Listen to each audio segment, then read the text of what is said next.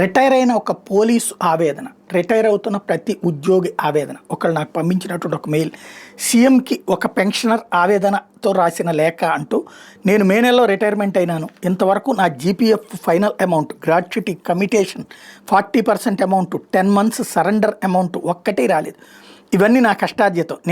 నేను చేసిన లోన్స్ తీర్చమన్నానా, నాకు ఉచితంగా ఇల్లు కట్టించమన్నానా, ఉచితంగా పెన్షన్ కావాలన్నానా, నాకు ఉచితంగా కరెంటు బిల్లు కట్టమన్నానా, నాకు తక్కువ రేటుకి గ్యాస్ సిలిండర్ కావాలన్నానా, నా భూమిని పండించడానికి ఎకరాకి 15,000 కావాలన్నానా, నా పొలానికి ఉచితంగా కరెంటు కావాలన్నానా, నేను ఉచితంగా గొర్రెలు మేకలు పందులు బర్రెలు కావాలన్నానా, వీటిలో ఏది నాకు ఉచితంగా ఇవ్వలేదు.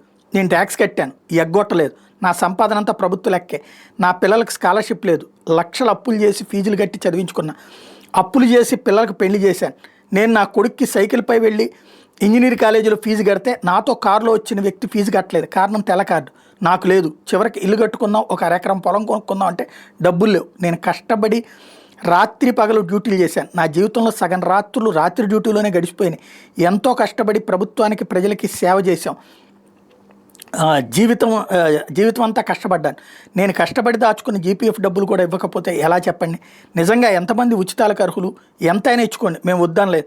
దయచేసి మాకు ఇవ్వండి. మేము ఓట్లు వేసాం, మమ్మల్ని మనుషులుగా గుర్తించండి. పనికిరాని ప్రభుత్వం బానిసలుగా భావించకండి. మా మీద కూడా దయ చూపించండి. రిటైర్ కాబోయే ఉద్యోగులారా మీరు ఆలోచించండి అని కోరుతున్నారు.